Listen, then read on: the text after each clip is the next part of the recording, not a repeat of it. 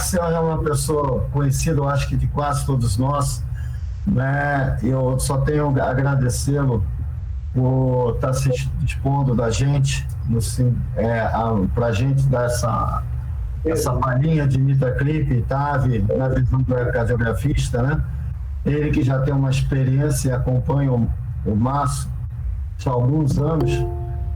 Para a gente é com muita alegria que a gente vê esse momento que a gente poder compartilhar com ele dessa experiência desses anos né, de participar dentro de uma sala de hemodinâmica nesses procedimentos tanto de TAV quanto de Mitraclip. Viu, Max? Nós só temos a agradecer aí essa sua disposição para nós aqui. Nada, boa noite a todos. Para mim, irmão, é prazer. Qualquer solicitação do Márcio, para mim, é ordem. E eu faço com muito gosto. Eu fui da casa, sempre me considerei da casa também, desde 98.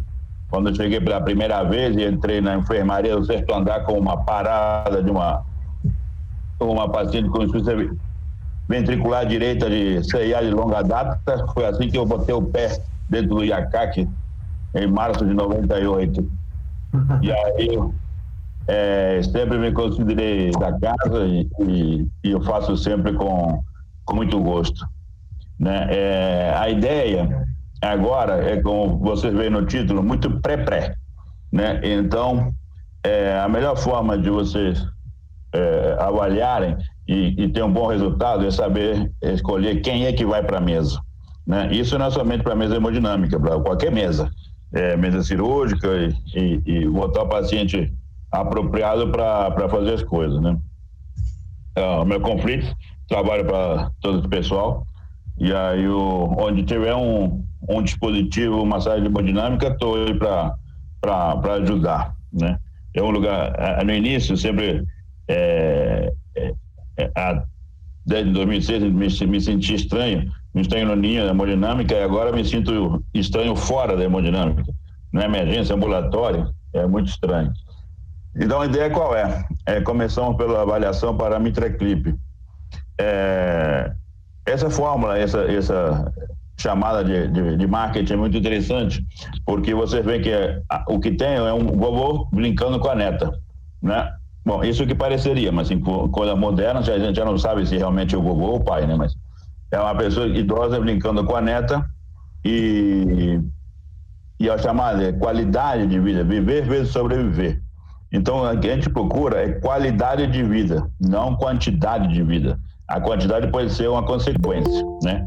Então, qual eu sempre falo, para poder ter uma satisfação, para poder ter uma realização no procedimento, eu tenho que ir com uma expectativa baixa e com o quê? Muita realização. Para quê? Com isso que ter sucesso, por quê? Por escolher certo e realizei certo. Então, eu vou ficar certo. Eu vou estar satisfeito com o procedimento. Se eu boto o paciente errado e não faço certo, nunca vou ter o resultado apropriado. E isso não é somente para Mitraclip, é para Mitraclip, para TAV e todos os procedimentos isso.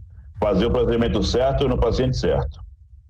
Em relação ao Mitraclip, rapidinho, o paciente, quem é que vai indicar? O que eu vou procurar no paciente que estou visando ou posso visar no meu exame que vai fazer um Mitraclip?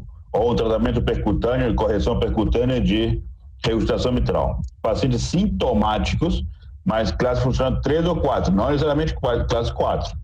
Paciente com regurgitação mitral maior do que 3 cruzes. Não tem que ser uma regurgitação, pode não ser uma regurgitação grave. Lembra que os pacientes dos grandes estudos, não vou entrar em clínica aqui, mas a diferença de COAPT com o Mitrefar, que o paciente que tinha do COAPT que se deram bem, tinha uma regurgitação maior. E os pacientes do COAPT tinham menos regurgitação, né? A regurgitação primária ou secundária, vamos ver o que isso significa. E risco cirúrgico proibitivo, né? Pacientes que têm, pacientes frágeis, com STS alto, aorta em porcelana, que não vai permitir acesso, avaliação positiva para fragilidade, agora tem score de fragilidade, tórax hostil, essa palavra é muito estranha, né?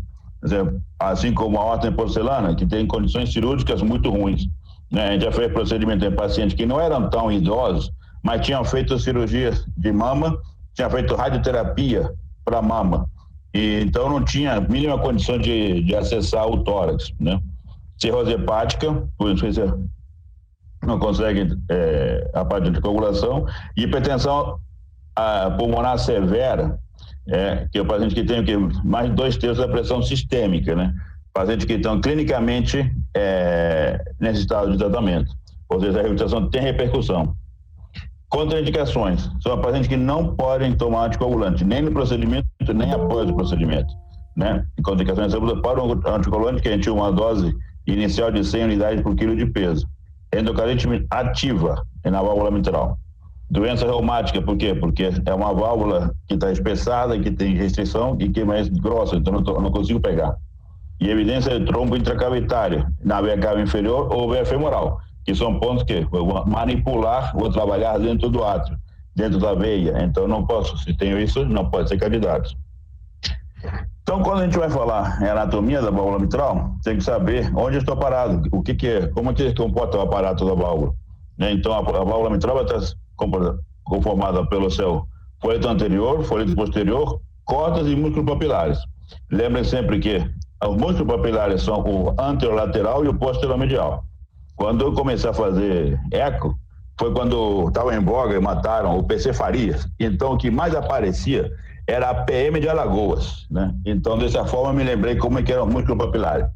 O anterolateral e o posteromedial, a PM de Alagoas, né? Então, o que eu tenho? A porção lateral e a porção medial.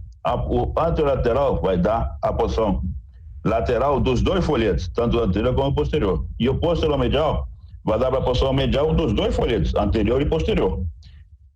A porção central não tem corda, a porção 2 não tem corda. Esse é como é formado o aparato mitral.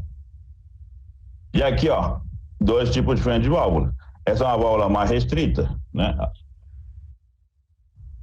E aqui, a nossa anatomia. Como é que eu vou avaliar a válvula mitral?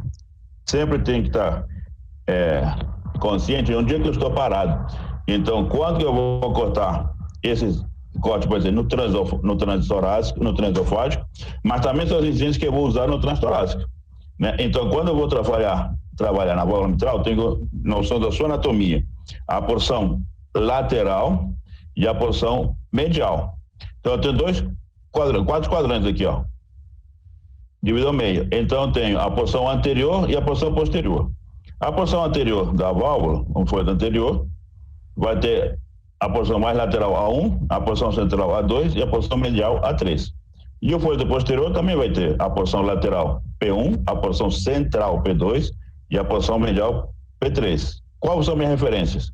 O septo interatrial é minha relação medial, a aorta é minha relação anterior e a auriculeta é minha relação lateral. Esse ponto de referência eu vou ter tanto no transesofágico quanto no transtorácico. A auriculeta eu não vejo, mas eu vejo duas câmaras, né? E aqui é a mesma coisa. Vou saber onde é que eu estou parado. A aorta é a minha relação anterior, a auriculeta lateral, septo medial, folheto anterior, folheto posterior. A comissura anterolateral, ela é anterior, ela é lateral, mas também mais alta. E a comissura posteromedial, ela é medial, posterior, mas também é mais baixa. Então, quando eu navego dentro do meu coração, com a sonda, se eu puxo e continuo vendo a mitral, se para achar o que eu estou procurando eu tenho que puxar a sonda, eu estou indo para fora, eu estou indo para cima. Se eu estou indo para cima, eu estou indo para lateral. Se eu tenho que empurrar, eu estou indo para baixo, para medial. Então, é assim que eu vou saber se eu estou em 3, em 2 ou em 1. E aqui nos cortes, quando eu corto 4 câmeras, aqui, ó, vou pensar assim, eu vou achar que o septo está assim. Não, o septo não está nessa posição, o septo está nessa posição. Aqui está o septo, né? E aí eu vou cortar 4 câmeras. Eu corto 0 grau, 4 câmeras, né? Então eu vou ter aqui, ó, átrio esquerdo, ventrículo esquerdo, átrio direito e ventrículo direito, né? Então eu vou ver aqui porções, eu vou estar pegando. Pode ser A1, A2, P1, P2, dependendo da altura que eu estiver. Se eu estou mais alto, vou pegar A1, P1, se eu estou mais central, A2, P2, e se eu estou mais baixo, A3, P3.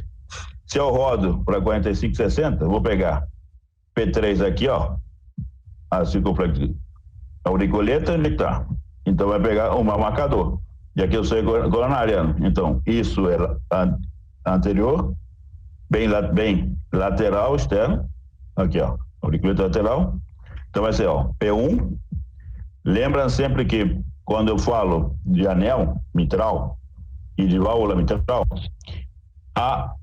o folheto anterior está sempre ligado ao crus córdeos, à matriz fibrosa, à aorta, então a posição anterior. E quando eu pego anel mitral, é o folheto posterior. Então, sempre que anel, eu vou estar no folheto posterior. Se eu tenho anel e auriculeta, é P1. Se eu tenho anel e septo, é P3. E se eu não tenho nem septo, nem auriculeta, aí é P2, é posterior. Então, sempre que eu tenho anel, é folheto posterior. E aí eu continuo rodando. Então, eu vou pegar aqui, ó, o PAP, né? Posso pegar P1, A2 e P3, dependendo da altura que eu vou cortar. P3 e somente P3 e o tubo folheto anterior. E quando eu continuo rodando, quando eu chego no 2 câmeras, aqui, ó, no aplicar 3 câmeras, que eu vou pegar a aorta longitudinal e a parede posterior. Vou ter o quê? A2, P2. Então, isso é a anatomia, como eu vou relacionar na minha válvula mitral. Vamos correndo aqui. Tinham falado, o que é uma regurgitação funcional? Uma válvula funcional e uma válvula, é uma regurgitação primária e uma regurgitação secundária. Quando eu falo em regurgitação primária, o problema está realmente na válvula. Quando eu falo em regurgitação secundária, o problema não está na válvula anatomicamente, senão no funcionamento da válvula. Então, aqui eu tenho o folheto, está preservado, mas o aparato como todo não funciona. Normalmente, secundário, a dilatação do anel, dilatação do VE, agora fibrilação atrial, que leva ao aumento do átrio e dilatação do anel, infarto, a cardiopatia isquêmica, que leva a comprometimento setorial e a disfunção de músculo papilar, que levam a uma disfunção da válvula. Então, essa é secundária ao problema. Então, a regurgitação funcional. Então, o que eu tenho, o folheto são mais preservados, mas o funcionamento da válvula que está prejudicado. E quando eu falo lesão degenerativa ou primária, o problema está na válvula, né? Qual a diferença? Aqui eu vou ter átrios grandes, doenças de longa data, né? Então, que eu vou ter átrios maiores, válvulas mais espessadas. O problema está principalmente na válvula, né? E a regurgitação uma monta maior. Quando a gente vai fazer a avaliação da válvula mitral, temos que começar por quais são os objetivos e o que eu estou procurando e como vou fazê-lo. Quando a gente fala no ecotransofármaco para a válvula mitral, o que eu vou avaliar? Vou determinar se é uma válvula primária ou degenerativa ou uma válvula funcional.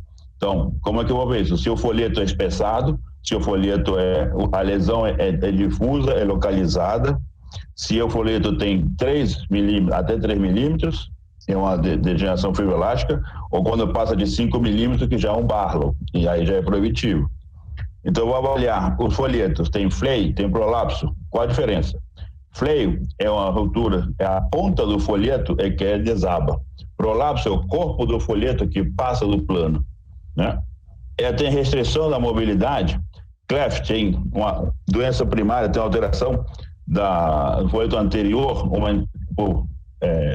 defeito congênito. A relação com as cordas são alongadas, são espessadas, estão aglutinadas, né? Então, relação primária. Músculos papilares, eles estão na posição correta ou por dilatação, por comprometimento muscular, eles mudaram a sua posição, e essa alteração da posição do músculo papilar com o alongamento da corda, com o espessamento do folheto, levam uma falha no funcionamento. Então, tem um tensionamento, a válvula é puxada de forma assimétrica, e aí é torcida, e aí leva a uma disfunção da válvula. A origem do jato, então, onde que ele se encontra? Onde começa o jato principal? Não estou tanto interessado na direção, senão onde que ele começa, se ele é central, medial ou lateral. A avaliação da função do VE, a fração de ejeção e o tamanho da válvula, do ventrículo. Isso leva aqui, se isso aqui é doença de longa data, doença nova, é disfunção do VE por cardiopatia isquêmica, ou já estão um VE cansado por sobrecarga de volume, né? Se é uma doença aguda ou crônica. E a mesma coisa com o tamanho do ato esquerdo. Agora temos a relação no paciente com fibrilação atrial crônica, doença primária do átrio, que levam à disfunção atrial, que levam à perda do kicking, e aquele 20% que teria que ser ofertado ao ventrículo com a sístole atrial, com a contratilidade atrial, não é mais ofertado. Então, 20% fica de sobrecarga de volume no átrio esquerdo. E isso leva ao quê? Aumento do volume do átrio esquerdo e a dilatação do anel, que leva à regurgitação mitral. Então, regurgitações mitrais crônicas têm aumentos de átrios esquerdos grandes. Regurgitações mitrais agudas têm átrios esquerdos menores e menos complacentes. Por isso que eu posso ter uma regurgitação mitral não tão volumosa, aguda, e levar a clínica de congestão pulmonar. Septo interatrial, vou avaliar visando o procedimento, se tem CIA. Não consigo trabalhar com CIA. Um CIA grande, o meu dispositivo não tem estabilidade. O FOP é um horror, porque ele te joga exatamente para o lugar oposto onde ele te joga para cima e para frente.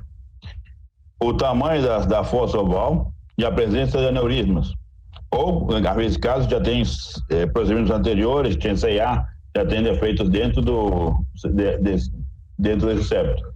E, como já tinha falado antes, nas contraindicações, trombos, vegetações, cálcio, se tem cálcio na região de captura ou na lesão da válvula, e cardiopatia reumática, que é um problema sério. Assim como o Barlow, são degenerações da válvula, comprometimento da válvula, que impedem o seu tratamento percutâneo.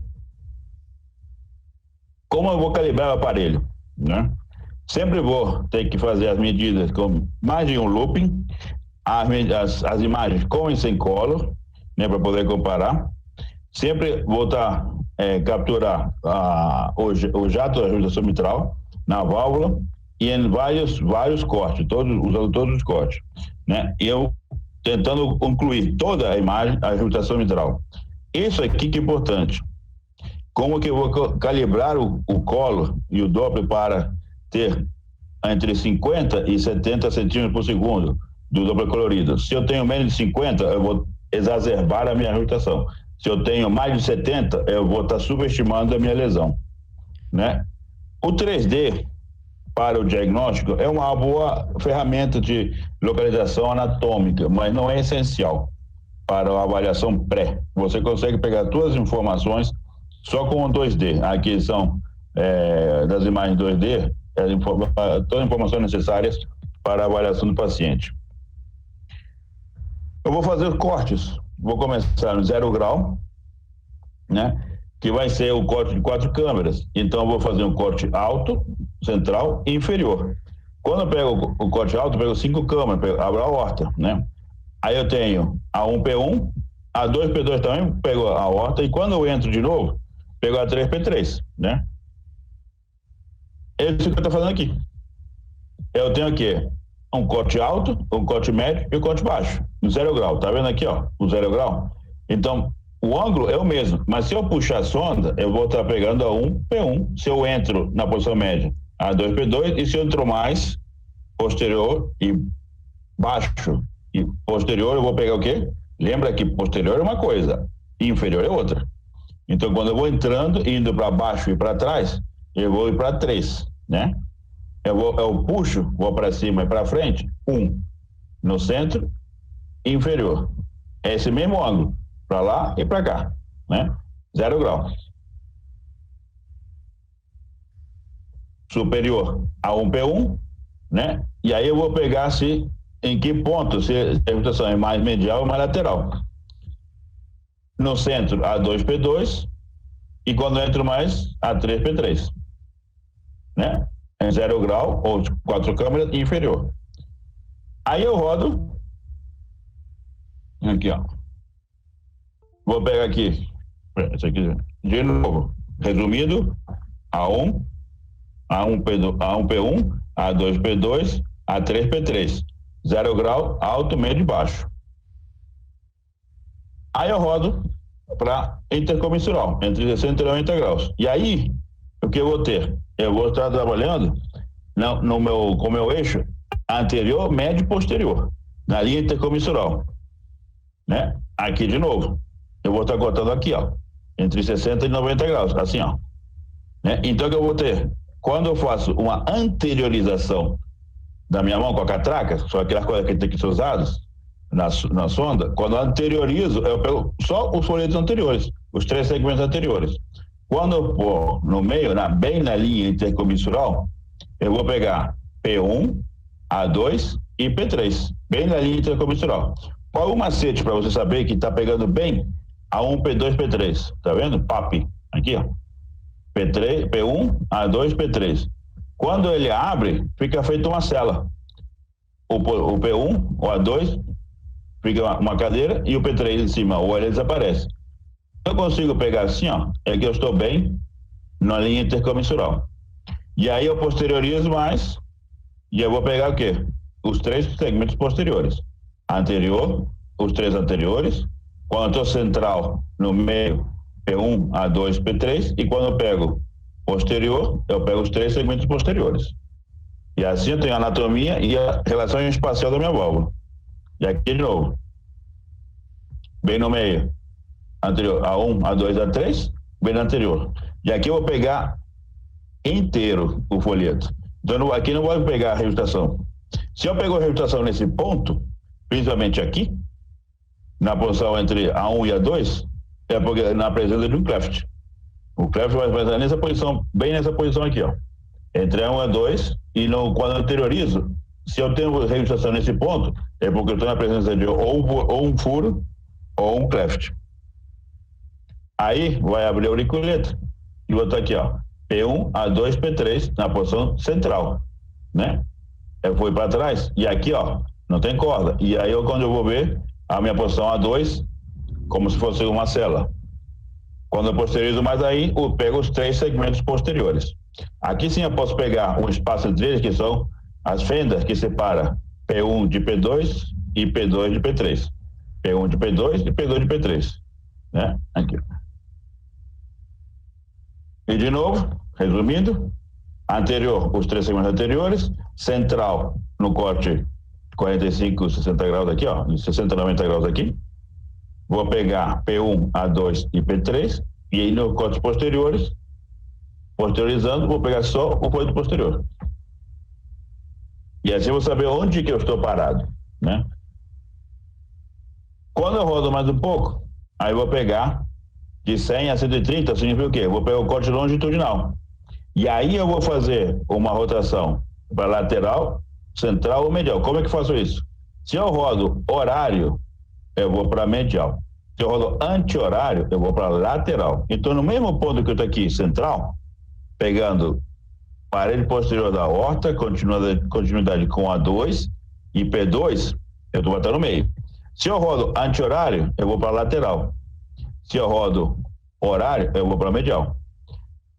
Como eu sei que eu estou rodando para lateral? Porque vou rodar até aparecer a auriculeta. Então eu vou para lateral. Se eu rodo, fico central, e eu rodo horário até aparecer o septo. Aí eu fui para medial. De novo aqui. Eu estou central. Se eu rodar horário, vou para medial. Se eu rodar anti-horário, vou para lateral. Né? Sempre pegando a aorta, A2, P2, que é exatamente igual ao longitudinal para external, onde eu vou pegar a aorta longitudinal, o PD, septo interlateral, parede posterior. E aí eu vou pegar o quê? Eu estou cortando aqui, ó, A2, P2. Eu vou cortar transverso, vou cortar 4 câmaras, 2 câmaras no apical. Então, exatamente igual no transtorácico e no transesofágico. Aí, de novo, aí estou pegando a porção central.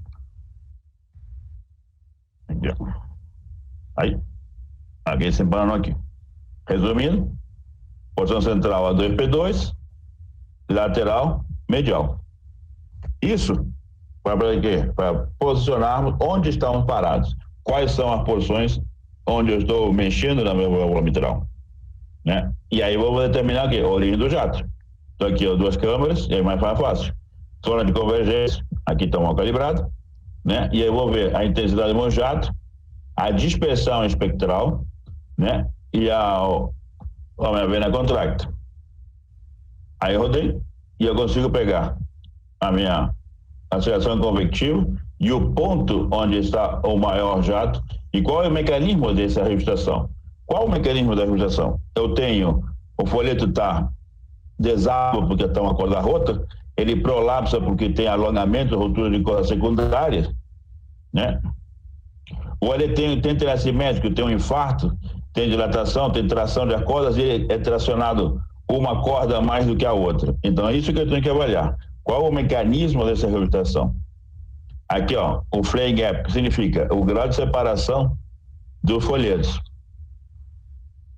E aqui, ó, o gap e a largura dessa falha de captação. Então aqui eu tenho o gap e o flare gap e flare width, ou seja, qual a separação e qual a largura dessa separação. Então esse aqui, ó, é o caminho da minha reabilitação.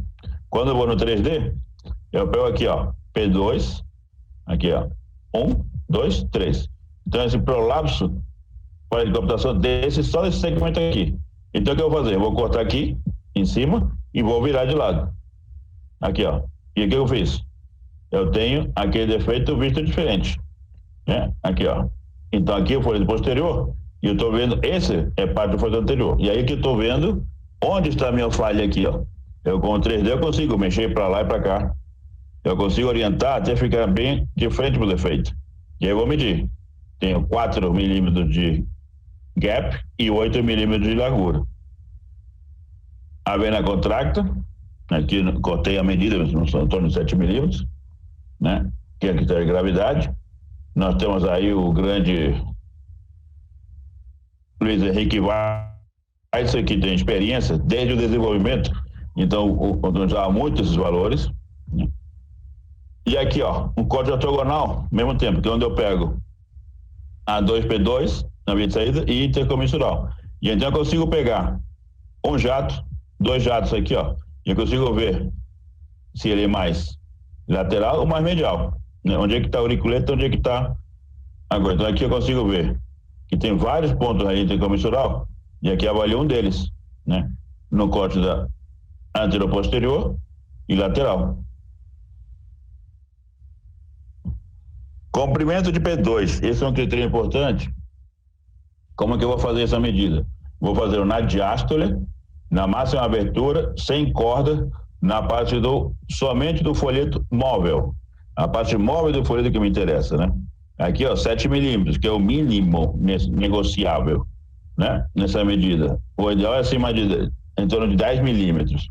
Quando você tem folhetos posteriores que passam de 12, 14 milímetros, aí tem que ficar atento que estão perante folhetos muito redundantes, e quando chega a 14 milímetros de folheto posterior, o mais provável é que você esteja perante um Barlow, uma válvula muito degenerada, que ela vai impossibilitar o tratamento.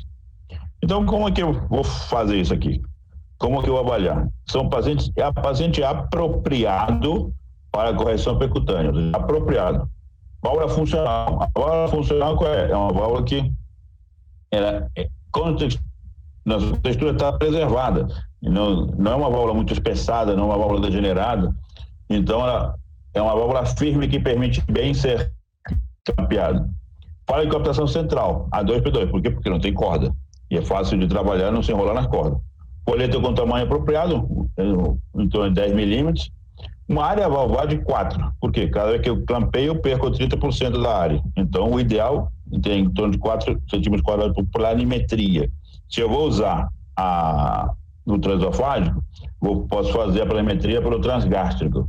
Se eu vou usar o 3D, faço a planimetria na visão ventricular. Diâmetro intercomissural, em torno de 40 milímetros. Isso eu vou medir no final da diástole, na máxima abertura do anel. É intercomissural, não é anteroposterior. Tá? É intercomissural. Largura de efeito, como tinha mostrado, menor que 15 milímetros e separação menor que 10 milímetros, né? Gradiente médio, tem que ser abaixo de 5 milímetros de mercúrio. Por quê? Porque esse é o máximo tolerado. Se eu vou partir já, o ideal é que não tenha nada.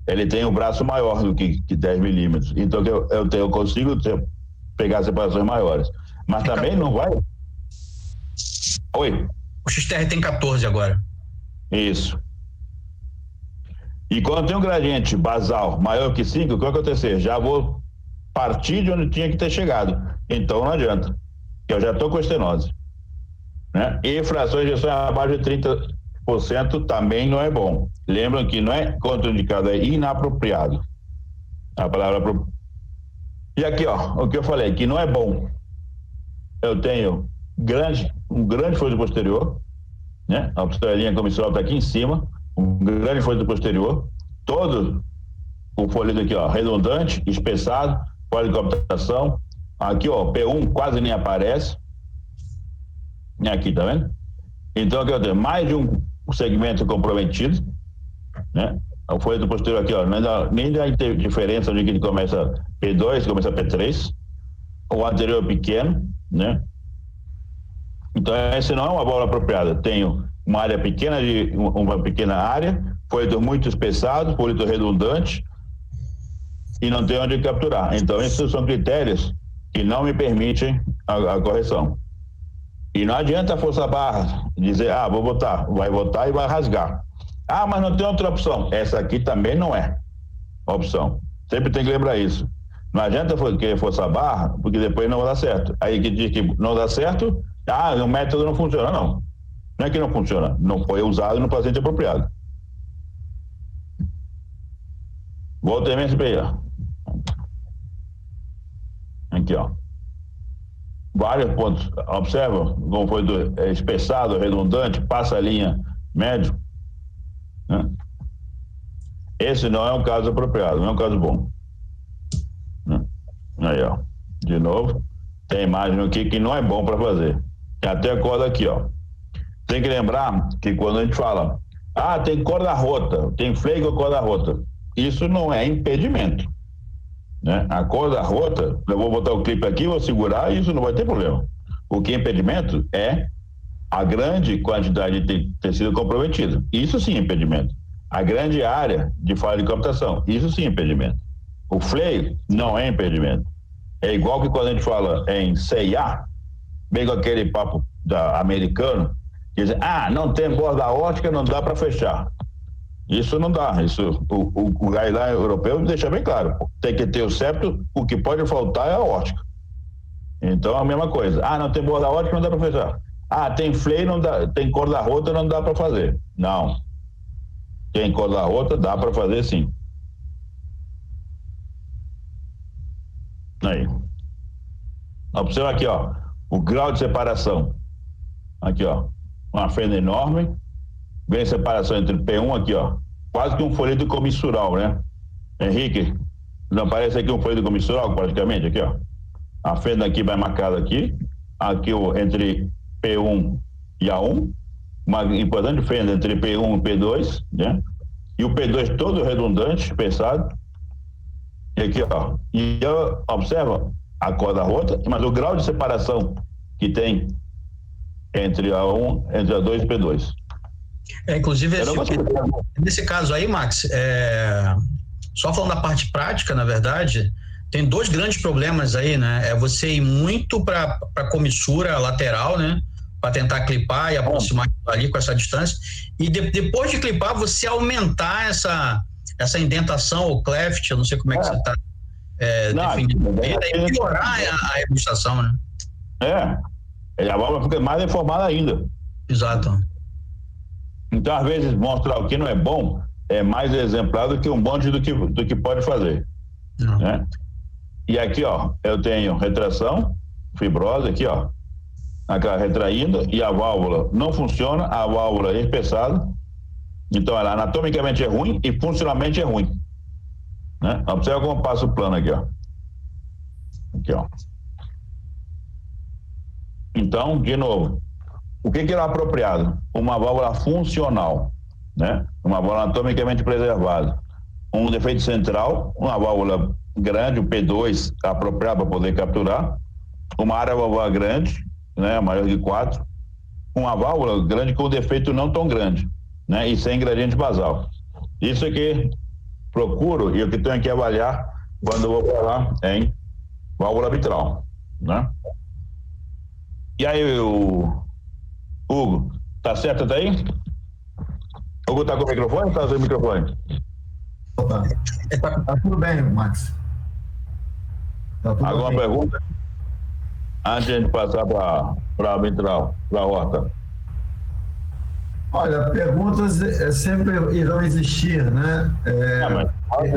Isso são coisas para muitos de nós. A gente está começando a tomar conhecimento disso, né? O que me chama um pouco a atenção é que realmente, do ponto de vista anatômico da válvula mitral, as restrições não são tão grandes como a gente imaginava que fosse. Você mesmo colocou que o fleio de válvula mitral é uma coisa que você pode buscar correção com o Mitraclip. Né? Não é impedimento ter o fleio. O que você não pode é ter um monte de coisas. Um monte de coisas. Esse é o problema, mas eu tenho um fleio com um buraco grande, com uma válvula pequena, com corda, aí não dá, né? O somatório fica complicado, né? Quando você tem os defeitos isolados, é melhor. Exatamente. E sempre o importante é procurar entender o que está levando à disfunção dessa válvula. Qual o mecanismo da regurgitação. É só o espessamento, o colito não está funcionando anatomicamente ruim, mas ele não funciona. Porque a corda está funcionando, está retraído. Esse que é o ponto. Né? Qual o mecanismo da regurgitação? Isso que temos que entender. Mas o comprometimento subvalvar, quando ele a percepção que eu tenho é essa, que o comprometimento subvalvar talvez seja mais dramático para o Mitraclip do que o comprometimento em si da válvula. Com certeza, porque aquela história. Quando alguém falou alguma vez que quando você tem um problema na válvula aórtica, você tem um problema na válvula. Quando você tem um problema na mitral, você tem um problema no coração. Né? Então, não é somente, é todo um conjunto que leva a isso, né? Então, quer dizer, um paciente que tem uma fusão de cordoalhas deve ser bem complexo, e que leva a uma regurgitação, uma fusão por doença reumática, por exemplo, né? Isso já por isso mesmo, porque na verdade o impeditivo não é a função de comistura, o problema é que a função das cordas. O problema é que na reumática tem uma função de comistura e uma retração na mobilidade. Né? Mais o espessamento e mais o cálcio. Então, a primeira coisa que acontece na febre reumática, que você sempre lembra que nos exames no início, quando a gente usava muito o módulo M e eu começava com o código longitudinal, a primeira coisa que você via, a folheta estava assim, aqui nos laudos tinha aquela frase performada. E tinha lá a opção 3, que era a folheta posterior fixo, né? Sugestivo de comprometimento reumático. Por quê? Porque aquela comissura que tem a fenda entre P1 e P2, e P2 e P3, se perde. Então fica tudo funcionado. E aí acaba ficando tudo inteiro, né? Então não tem mais aquele movimento, aquela abertura, aquela dilatação posterior do anel, né, para ele incomodar o volume, não tem mais. A coisa posterior toda é funcionada, né? Por isso que fica ele fixo. Exato. Né? É por aí que eu faço o comprometimento reumático. E aí não dá para pegar. Né? Ok. Então, Max, tem uma pergunta do Ricardo aqui, no chat aqui. Além da disfunção severa do VE, uma disfunção severa do VD é uma contraindicação? Essa é a moda agora, né? Tem voga. Olhar para o outro lado, né? Antigamente não olhava porque não via, né? Quando começamos era muito difícil você pegar cavidades direitas, fazer um longitudinal de cavidades direitas, mas um pouco consequência da cirurgia e os procedimentos de Fontan, né? Que o tubo que botava fazendo isolamento da cavidade direita diretamente da cava inferior à pulmonar, então mas não dá para viver sem ventrículo direito. Então, com esse pensamento acabou prejudicando um pouco a visão e a importância que se dava à cavidade direita. Agora, a redução tricúspide e a disfunção de VD já vê que funciona como coadjuvante para piora da evolução. Né? Então, sempre isso é muito importante, olhar para o lado direito também. Eles vão ser definitivos e vão determinar a evolução ruim do paciente. Não a curto prazo, mas a longo prazo. Então, para o MitraClip, não, né? Na verdade, para a evolução do doente, vai ser pior. O doente que tem uma disfunção de PD, como a AIP, né? Então, a evolução vai ser pior. Você tirando, principalmente quando você tem estenose mitral, que você tem aquela dificuldade de escoamento do átrio direito, do átrio esquerdo no átrio direito, e a congestão, e aquela dificuldade, uma sobrecarga pressórica também, você tem muita sobrecarga direita. Quando você tira a estenose mitral, você troca a válvula, você faz uma plastia, uma válvula em válvula, que seja dentro aumenta, você tira aquela trava da válvula mitral, você rapidinho, você já vê que no pós-operatório já melhora muito a redução tricúspide, né? E quando fazem plastia da tricúspide também, por isso é muito importante. Não somente quando a gente vai falar de MitraClip, mas quando faz de correção cirúrgica da válvula mitral, olhar para a tricúspide, olhar o anel, se o anel tem mais ou não tem mais de 40 milímetros. Se tem mais de 40 milímetros, tem que fazer uma redução do anel tricúspide.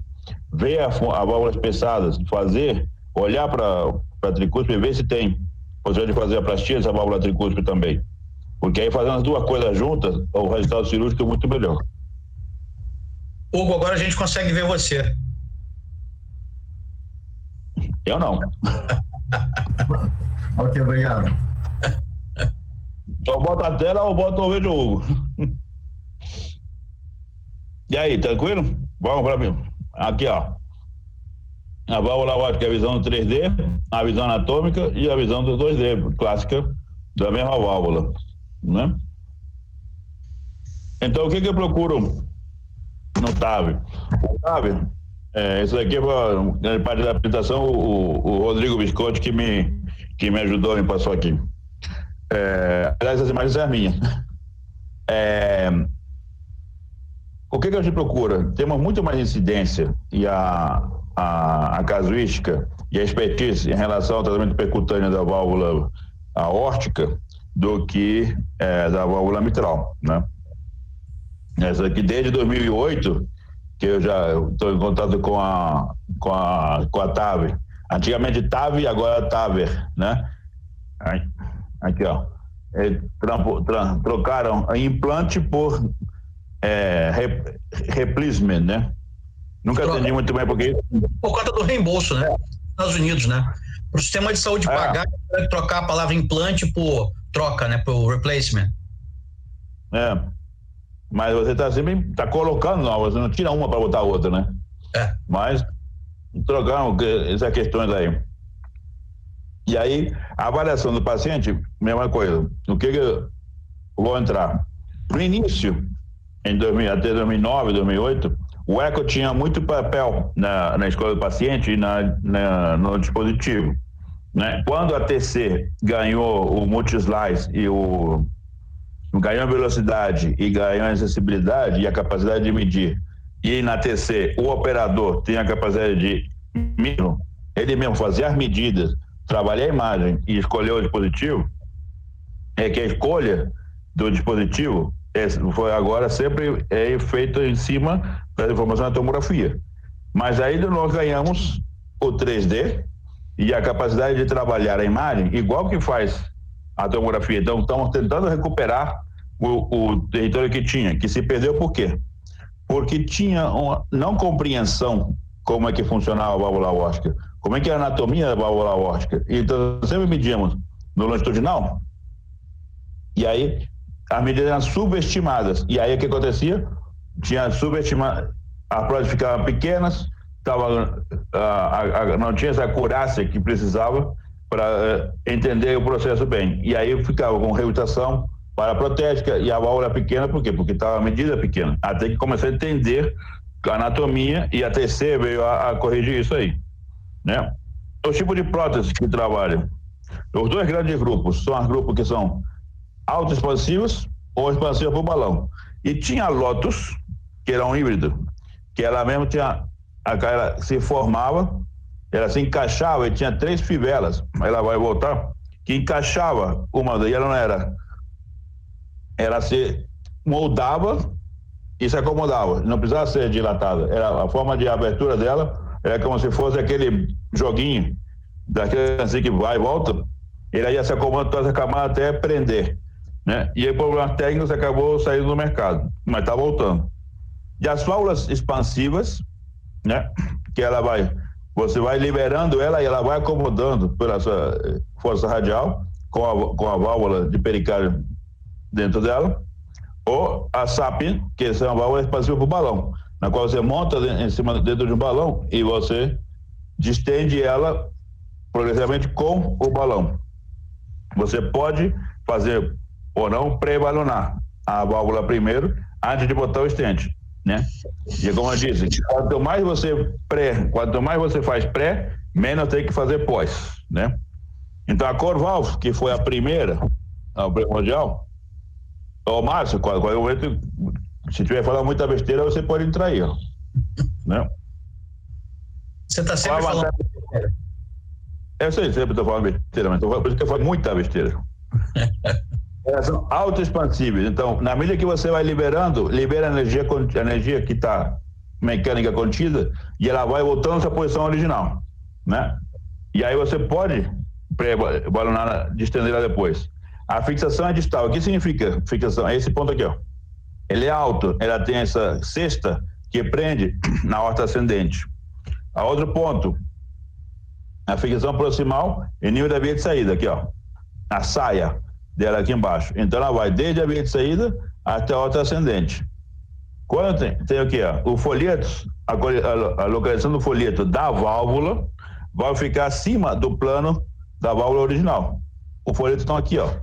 E aqui estão os folhetos originais, né? E o mais importante, permite o quê? Um reposicionamento. Até que não libera completamente, eu posso fechá-la e reposicioná-la. Ficou muito alta, ficou muito baixa, entra mais, entra menos, né? Então isso, com a ajuda do eco e a radioscopia, a partir dos ângulos e o cálculo do ponto de referência, o cálcio, a coronária esquerda, coronária direita, eu consigo reposicioná-lo, né? Aqui, ó, a malha, a trama, a válvula que é acima do plano da válvula, né? A SAPIEN, ela é uma malha também de nitinol, o pericárdio, e aí vai ser o quê? A válvula dela está no plano da válvula nativa, né? Essa aqui agora o modelo novo, tem uma saia que permite o quê? Diminui o risco de leak para vovar, né? Com essas tecnologias novas e desenho novo das válvulas, o risco de leak para vovar, ou seja, a não acomodação e o refluxo protético diminuiu. Ela tem menos altura, então menos risco de obstrução das cerebral salva, né? E a válvula, o folheto fica na posição da válvula nativa, né? E não permite reposicionamento. Então é one shoot. Na medida que eu vou dilatando, vou colocando, ela tem que fazer a correção. Quando termina a posição, ela termina. Mas tem um perfil mais baixo, né? Então ela não acomoda na horta. Então qual a vantagem? Se você tem um grande aneurisma de aorta, o comprometimento ascendente, não compromete a horta ascendente. Márcio, quer acrescentar vantagens e desvantagens? Na verdade, a grande vantagem da Evolute, né, da Corvalve, a nova geração chama Evolute, essa capacidade de reposicionamento. Isso aí eu vejo como uma característica imbatível, porque todo dispositivo que você tem mais de uma chance de posicionar te dá um conforto até psicológico na hora do implante, né? Então você poder posicionar, implantar a válvula, ter quase 90% da válvula liberada e poder retomá-la toda novamente e implantar mais alto ou mais baixo. Então eu acho que realmente é uma grande vantagem da autoexpansível da Corvalve. A Sapien, a grande vantagem dela é que, primeiro, ela tem duas grandes vantagens. Primeiro, que ela dá muito menos vazamento periprótese que a Corvalve, e ela tem menor incidência de marca-passo definitivo, né? Então, eu acho que são as duas grandes vantagens da Sapien. E aí, na verdade, é o que eu recomendo todo mundo. Cada um, você tem que ter experiência com as duas, com a autoexpansível e com a balão expansível, e aí você escolhe a sua zona de conforto. Então, assim, eu, por exemplo, comecei minha experiência lá no Instituto com 30 válvulas, Corvalve, a geração antiga, isso em 2012.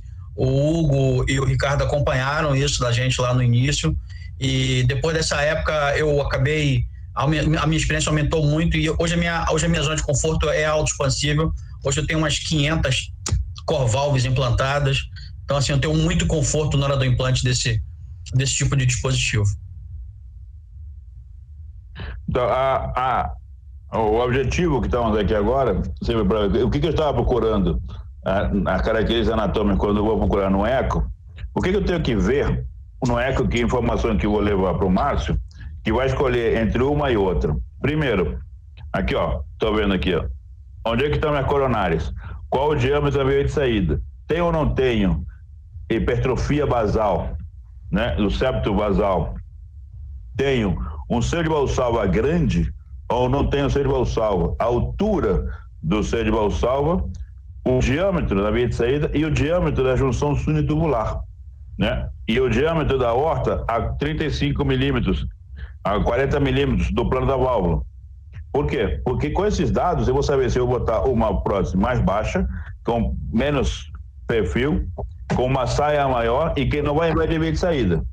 Ou se eu preciso, que se eu tenho um grande septo na veia de saída que eu tenho que travar, eu tenho uma válvula, uma coronária com implantação baixa, né? Porque tem o maior risco de travar quando eu abrir o meu folheto nativo, né? Porque aqui a válvula, eu não estou tirando como cirurgião que corta, eu estou botando uma válvula dentro e estou rebatendo o folheto.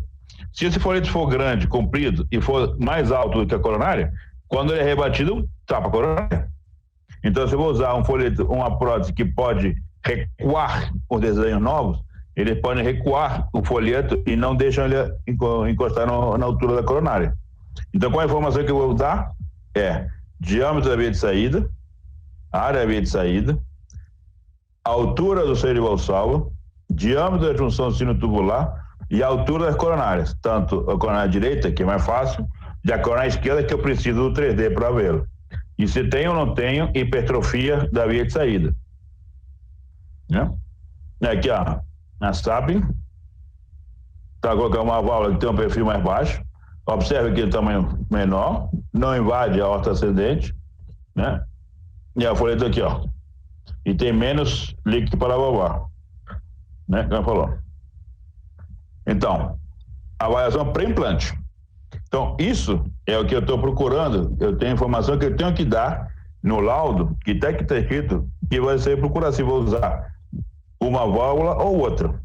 Então, confirmação de grau de estenose. Ou seja, realmente é uma estenose. Agora temos o critério, se eu tenho um gradiente máximo de 60, algum gradiente médio de 45, 50, não tenho dúvida que tem uma estenose grave.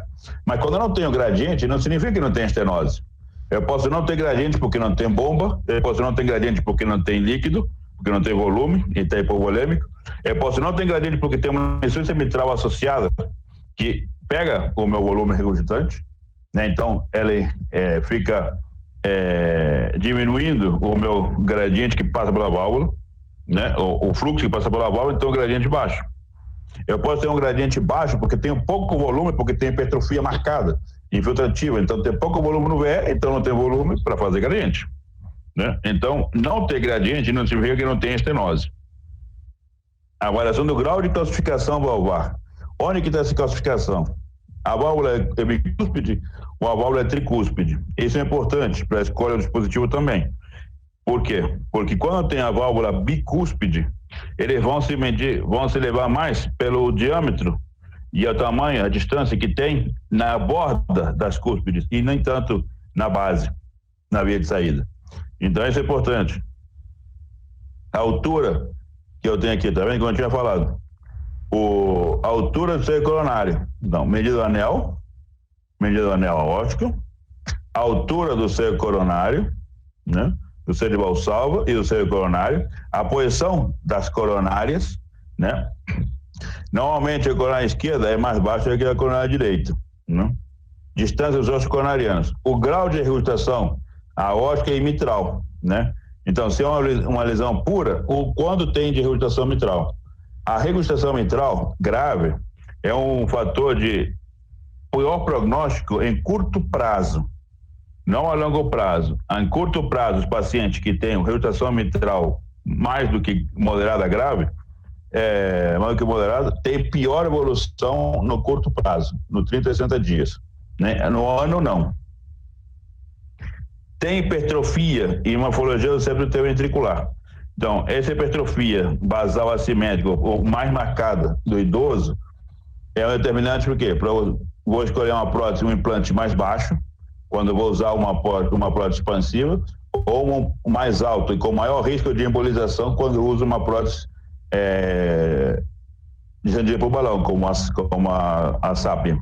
Né? Então, se eu uso uma prótese de jandia por balão autoexpansiva, vou ter que implementar ela mais baixa, né, para poder encostar no septo e ter firmeza. Aí, né? E a função aorta ascendente, né, porque eu vou navegar pela aorta ascendente. Quando eu falo transesofágico, eu tenho que descrever se tem placas, a presença de placas, úlceras ou lesões na aorta. Por quê? Porque eu vou vir pelo arco aórtico para poder acessar a minha válvula, né? Tem vezes que tem tanto cálcio que você tem que ajudar com o transesofágico a navegar pela aorta, né? Quando o transesofágico é chamado em sala, né? E a função sistólica. A grande vantagem de disfunção em relação ao implante de válvula aórtica é que você está tirando o bode da sala, né? Você tem um bode chamado estenose aórtica. Quando você trabalha com insuficiência mitral, com a regurgitação mitral, você não está tirando o bode, você está fechando o ralo. E aí a pós-carga desse ventrículo no pós-operatório é completamente diferente. Então, a função sistólica ruim na válvula aórtica, na estenose aórtica, quando você tira o bode da sala, alivia o ventrículo e pode melhorar. Quando você tem disfunção e vai para a sala e você tira a regurgitação mitral, a piora clínica no início é importante. Você tem maior dificuldade. E isso não é somente para regurgitação mitral percutânea, regurgitação mitral cirúrgica também, né? Você tem a paciente com disfunção grave, com insuficiência mitral, e você bota na sala para trocar a válvula, tarde, a evolução no pós-operatório é muito ruim. Então, medidas no anel. Aqui que era o problema quando chegamos em 2008. Quando a gente media a via de saída no longitudinal, pegava o diâmetro anteroposterior, né? E o diâmetro anteroposterior é o menor dos diâmetros. E quanto maior o gradiente e maior o tempo, mais oval a válvula fica, mais assimétrica a válvula fica. Então, mais se exacerba essa diferença entre o diâmetro anteroposterior e o lateral.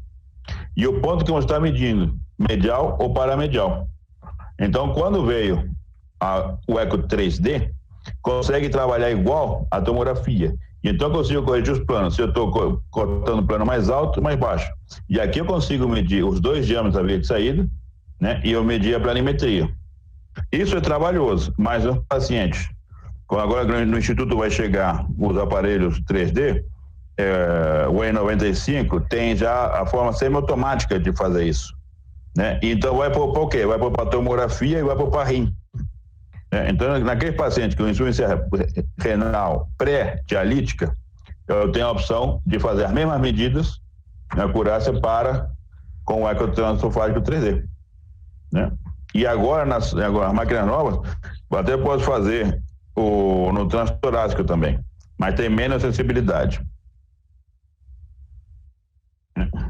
E aqui, ó, as duas grandes diferenças, né? Então tá mais, vai dar 23, 26, 29, que vai ser da Sapien, e eu consigo chegar na Corvalve, na nova, até 31 e 34 milímetros, né? E então eu consigo de 23 até 34 milímetros, né? E na Sapien até 29. Na prótese nova, a Accurate, que é da Boston, né, Márcio? Eu vou ter PMG. Em vez de chamar 23, 26 e 29, eu chamo de PMG. E aqui eu vou ter um diâmetro importante, um valor dado importante. Opa. Quando eu falo da válvula expansiva, tipo Corvalvo, eles dão muito valor ao perímetro do anel, né? Então eu vou determinar pelo tamanho qual vai ser o intervalo em que eu vou usar uma prótese ou outra. Então entre 72 até 81, 82 milímetros vai ser o rango da 29. Quando eu passo 88 e 90 milímetros é a 31 e até a 34 acima de 90 milímetros. Então esse é o perímetro que é usado na Corvalvo. E depois eu tenho o diâmetro do anel derivado do perímetro, né, que eu vou utilizar. Quando eu falo na Sapien, eu vou usar a área da via de saída medida, tanto no 3D quanto na tomografia. E aqui eu consigo pegar no 3D, aqui a imagem do 3D, e os 3 cortes que permitiu isso. O corte longitudinal, o transverso, longitudinal e sagital. E aqui eu consigo pegar 2 cortes longitudinais, né, e um transverso. E esse transverso eu consigo ver se eu estou cortando no plano da junção sinotubular, da aorta ou do anel. Eu consigo corrigir o ângulo e pedir exatamente onde eu estou medindo. Quando eu localizo a minha coronária direita, eu consigo medir a altura da coronária direita. E depois localizo a minha coronária esquerda e eu consigo medir a altura da minha coronária esquerda. Tem que ter um antepassado japonês para poder, uma família para poder até se acostumar a fazer todas as medidas. Não é soprar e fazer garrafa, não. Mas tem que fazer, pode fazer. E essas são as medidas que eu preciso.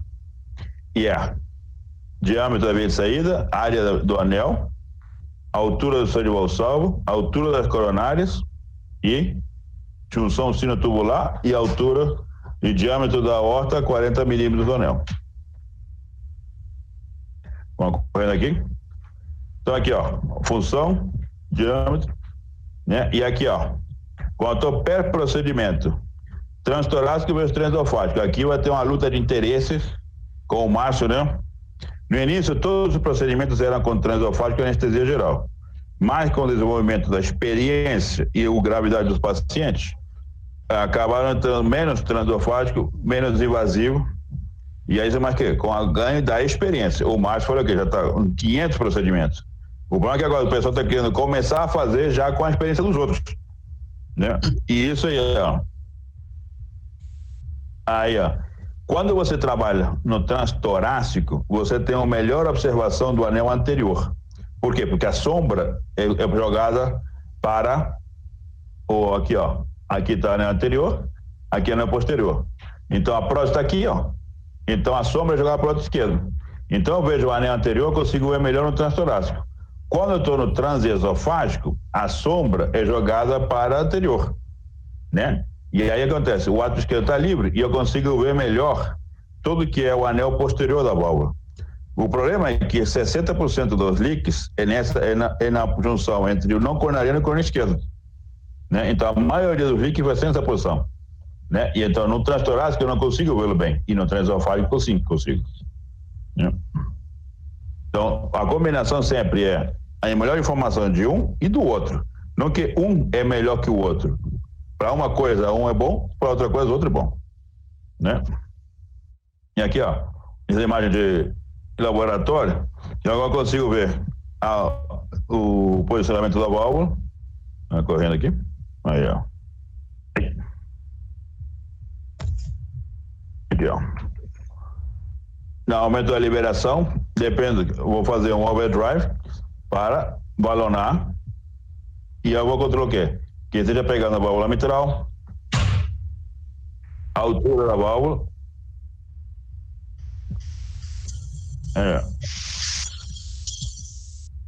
o posicionamento aí. E aqui, ó, complicações, a palavra que ninguém gosta, né?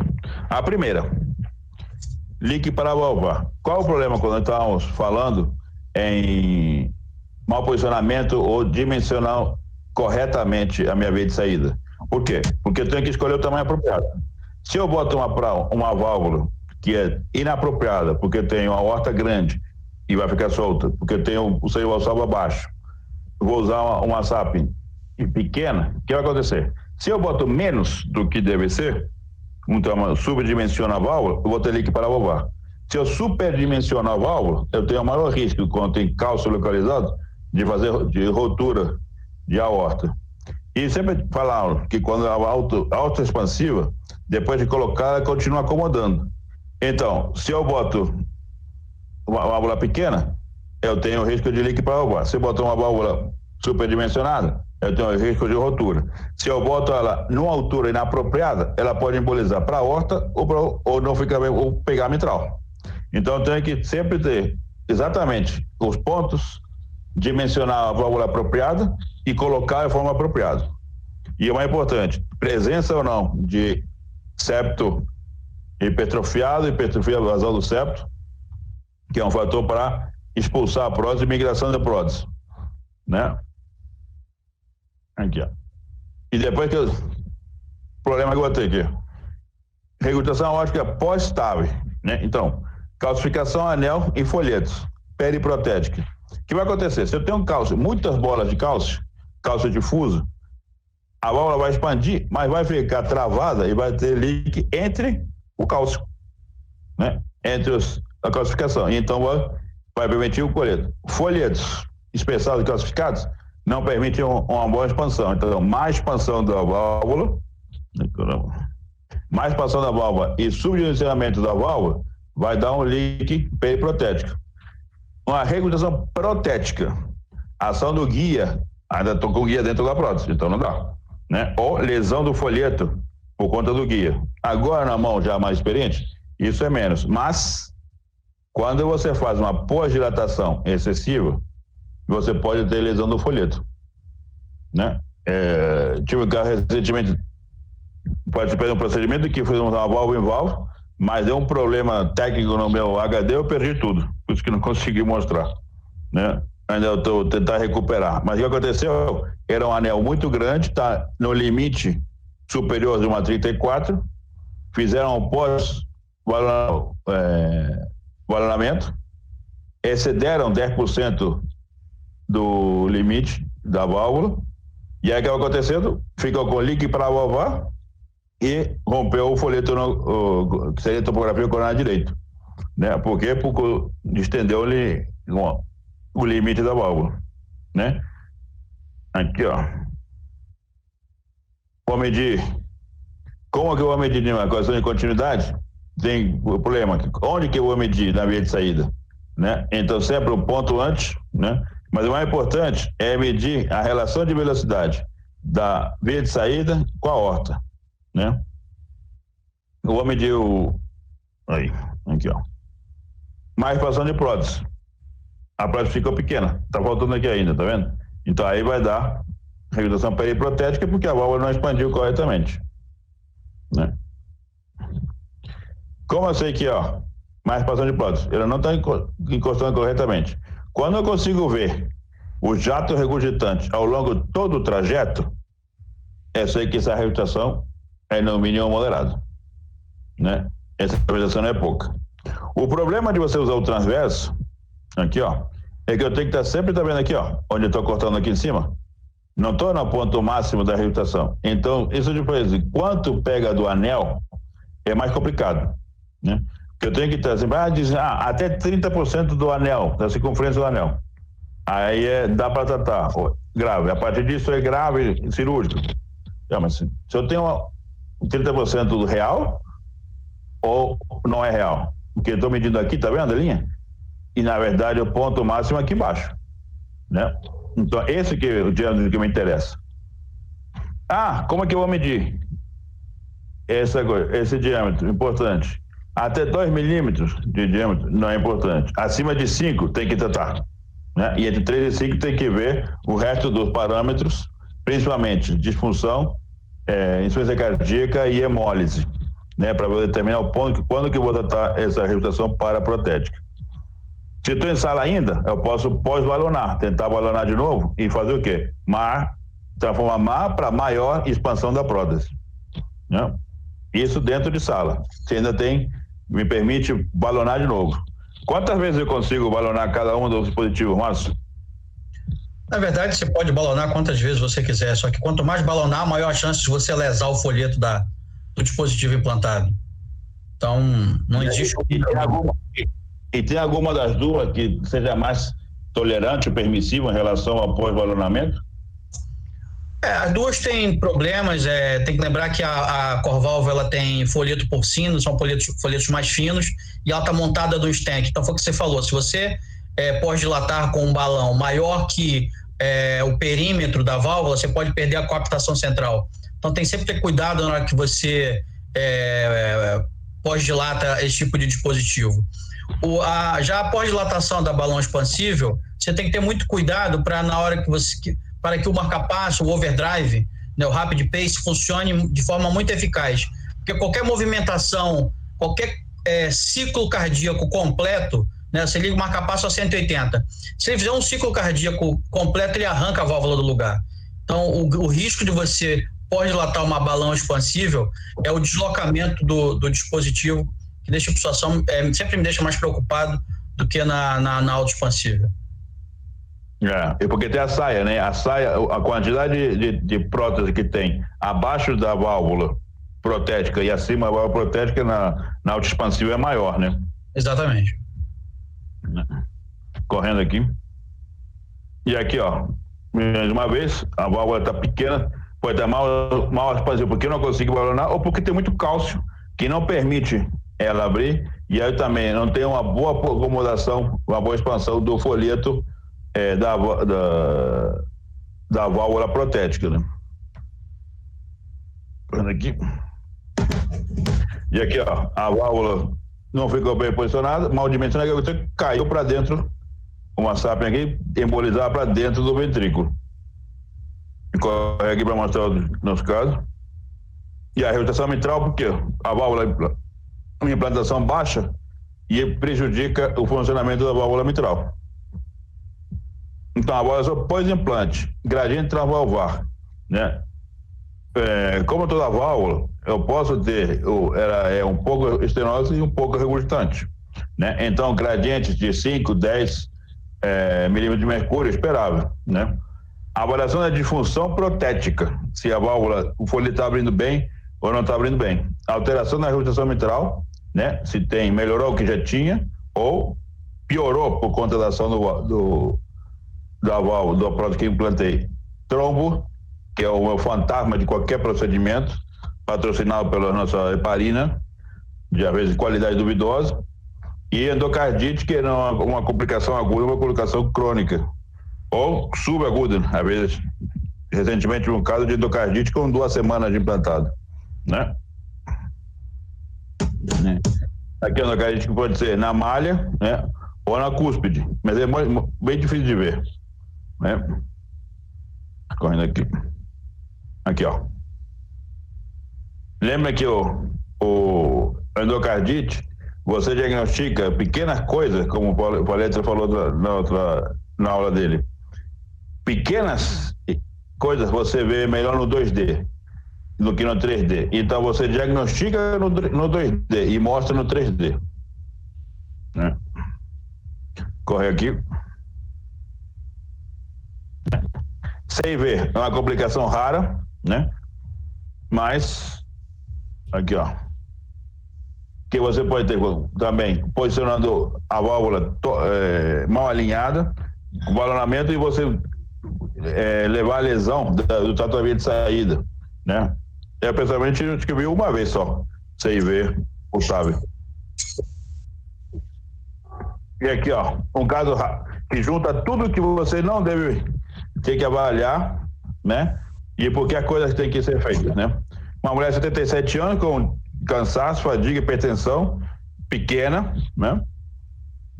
Com a estenose aórtica grave, né? Com gradiente médio 41 e uma função preservada, né? Mas tinha esse tremendo hipertrofia septal assimétrica aqui, ó, né? Na verdade não é assimétrica, é a predomínio da porção basal do septo, né? Aqui eu cotei errado, mas quase 1,4 aqui, né? Que pegar grande parte da via de saída numa válvula realmente calcificada com muita restrição à abertura.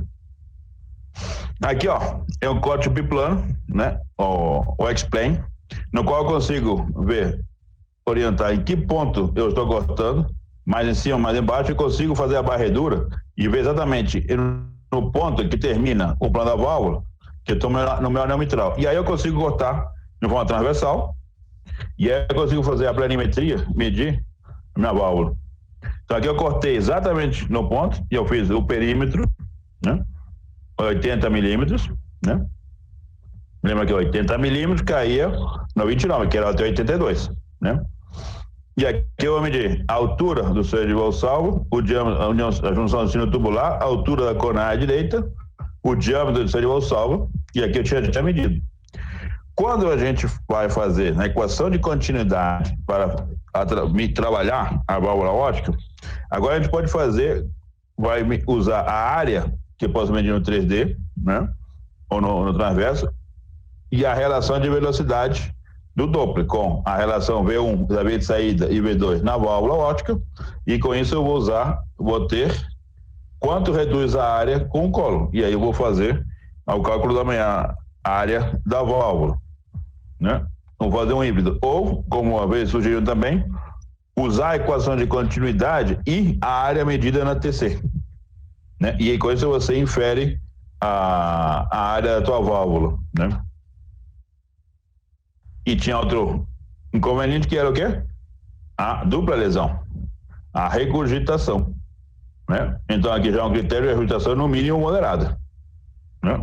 Então tinha estenose grave e regurgitação moderada. E o que aconteceu? Vamos botar o primeiro dispositivo. Casei com a língua nos dentes, aqui, ó. O que aconteceu? Ela ficou não tão baixa, por quê? Porque estava pensando que isso já tem um bom tempo. Vou botar um pouco mais alto, por quê? Para aquela hipertrofia não prejudicar. E aí acabou ficando um pouco alto, né? Vai ser a liberação da válvula. Aí está posicionado. A hipertrofia aqui calçou um pouco em cima da hipertrofia, mas não tanto. Ficou baixa, ficou alta, né? Então está bem no limite, né? Aí, deixar correr. Até que a válvula vai pular. Aqui, ó.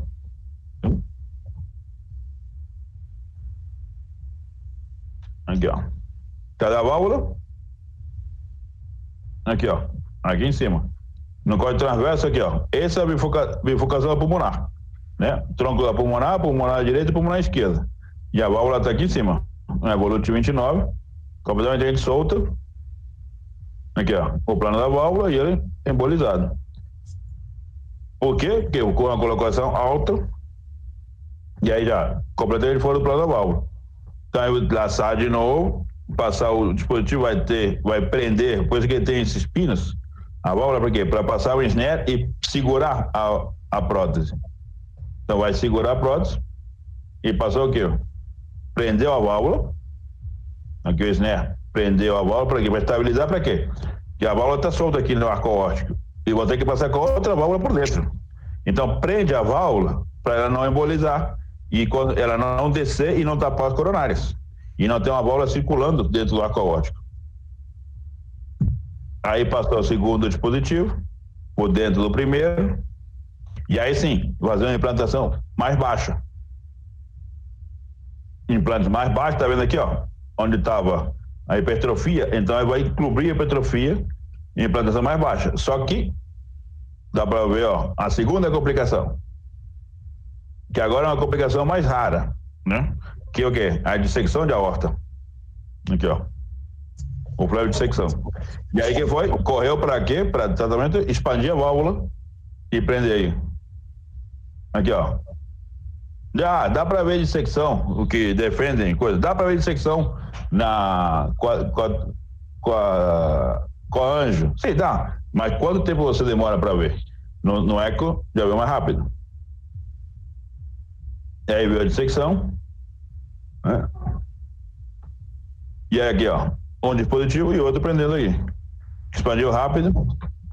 E aí, ó, a forma que eu falei. Vamos ver o que? O link para valvar. Aqui, ó. Não tem expansão completa. E aqui na parede posterior. Essa é uma forma que eu faço com o colo e o modo M colorido, no qual você bota menos ganho no 2D e mais ganho no colo e baixa a escala do colo. E aí você vai conseguir fazer a varredura até o ponto da observação até a junção, bem dentro da via de saída. Né? Então eu consigo fazer toda a varredura da válvula e aqui dá para ver a rotação paraprotética por fora do anel da válvula. Né? Ao longo de todo o ciclo você vê por fora da válvula e consegue fazer a varredura. E aqui eu fico os dois dispositivos, a válvula implantada, né? A via de saída mais dentro da via de saída, né? E a dissecção presa, né? Os dois dispositivos, a dissecção corrigida, né? E aí, para finalizar, várias possibilidades, várias complicações ao mesmo tempo, que era a manipulação, a avaliação do septo basal, quando você usa uma válvula, aqui ó, quando você usa uma válvula expansiva, tem que usar mais dentro da via de saída, né? Se você vai usar uma válvula expansiva do balão, ela vai ter mais no anel, mas tem que estender mais. Então, com uma, você tem maior risco de pegar mitral e com a outra você tem maior risco de embolização, né? A outra complicação aqui é a dissecção, que é uma complicação rara, e o refluxo paraprotético por má expansão ou por cálcio no anel, né? E o tempo todo tem vigilância. Então, lembrar sempre, se eu levo o paciente certo, com a técnica certa, eu vou ter satisfação certa. Se eu não faço a coisa, levo o paciente errado e faço errado, nunca vai dar certo, né? Obrigado. Então, a gente teve a oportunidade em 2012, né, Márcio, de começar a ter uma experiência com Core Valve, né, lá no ECAC, né, e eu estou fazendo até um certo túnel no tempo, né, lembrando, né, das dificuldades iniciais e dos casos que nós tivemos lá, na época das medidas que você solicitava, fez até um protocolo para nós e comparava com a tomografia, né, e as divergências que às vezes encontrávamos na sala, e o Max ele pôde colocar exatamente, né, as razões pelas que aconteciam essas divergências em relação à anatomia da via de saída, né, da região do anel e da via de saída do ventrículo esquerdo. Mas eu percebo que a evolução da Core Valve e as suas complicações e as suas indicações. Eu queria saber do Márcio se as indicações continuam sendo as mesmas de 2012 ou se houve alguma flexibilidade nessa indicação em razão da evolução desses devices. Na verdade, hoje em dia, a gente tem tratado casos muito mais desafiadores, tem tratado dupla lesão, às vezes mesmo com predomínio de regurgitação. Desde que tenha cálcio no anel que vai fixar a válvula, a gente tem tratado. Tem feito valve em valve, tem feito válvula aórtica bicúspide. A bicúspide ainda não é on-label, está sendo, daqui a pouco já vai ser. E saiu agora recente, essa semana, um estudo comparando o implante na tricúspide e na bicúspide, mostrando mesmo a mortalidade, então imagino que isso em breve já vai estar liberado também. A única lesão aórtica que a gente não trata, por enquanto, não está autorizado, é realmente a regurgitação aórtica pura. A gente não tem existe um dispositivo dedicado, que é a Genavalve, é uma válvula alemã, e que entrou e saiu e deve voltar novamente. Existe alguns casos anedóticos de tratamento de regurgitação aórtica em válvula nativa, mas não existe uma recomendação do tratamento. Então, assim, eu sei de um médico na Colômbia que tem 40 casos de implante, tem um outro caso aqui no Brasil mas realmente a reconstrução óstica pura, com grandes anéis e quase sem nenhuma calcificação, eu acho que hoje é o nosso grande limite, a nossa grande fronteira. O problema é que aquela história em relação ao tamanho da via de saída e da horta, quando é regeneração pura, você tem diâmetros maiores, você tem vaso, estrutura muito complacente, que não te permite colocar. E não, é a complacência do sistema todo que não te permite você botar ele com segurança. Você bota e que não permite, você bota de lata e ele vai aguentando. E migra, é verdade. Não fica firme. Né? Você precisa de um cálcio, de uma estrutura para poder segurar isso. Sem dúvida. Acho que era isso. Eu espero, pelo menos, confundido mais um pouco, mas em resumo no eco, vai ver, realmente avaliar que seja uma estenose aórtica, não somente pelo gradiente, avaliar a via de saída no 2D e no 3D, avaliar a altura do sênio valsal, a altura das coronárias, a junção sinotubular. Agora é fácil, porque todos os protocolos, você bota lá no Philips, a aorta, e todas as medidas que você tem que fazer. É só apertar e sair medindo. Não tem lembrar o que é. Não, está tudo escrito lá. E na GE tem semi-automático também. Então, é só você marcar as bolas da aorta e ele faz tudo. Então, agora ficou muito mais fácil isso. Uma última coisa, Hugo, só para lembrar aqui, o Max fez essa aula, não sei se vocês estão vendo aí no canto superior esquerdo do slide, For Valves TV. Isso é um canal que a gente tem no YouTube de intervenção estrutural, e o Max depois vai editar essa aula e vai ficar lá no canal para quem não viu ou quiser rever alguma parte da aula para poder fazer alguma anotação, vai estar lá no canal. A gente tem, quem não conhecia, não está inscrito, pode se inscrever. Normalmente a gente faz transmissões a cada 15 dias, costuma ser sábado de manhã, o Hugo e o Ricardo já sabem, e tem algumas aulas bem interessantes anteriores, de eco inclusive, em intervenção estrutural. Estão todos convidados, e essa e outras aulas também. É muito interessante. Discussão em casos que a gente fez também está tudo lá gravado. Agora é só agradecer, Max, mais uma vez essa oportunidade, né, de você estar aqui. Sempre à disposição. Né? E quando nós estivermos já com o equipamento novo lá no ECAC, e se vão aparecerem as válvulas, com certeza eu já falei com o Márcio para, né, você estar lá com a gente e fazer um hands-on, quer dizer, já colocar na parte prática mesmo, né? Vai ser um prazer. Para mim é sempre um prazer ir para. E para nós também, viu, Max? Você é uma pessoa querida que a gente vai sempre receber de braços abertos. Obrigado. Bem, Max. Um abraço para o André. Boa noite. Valeu. Tchau.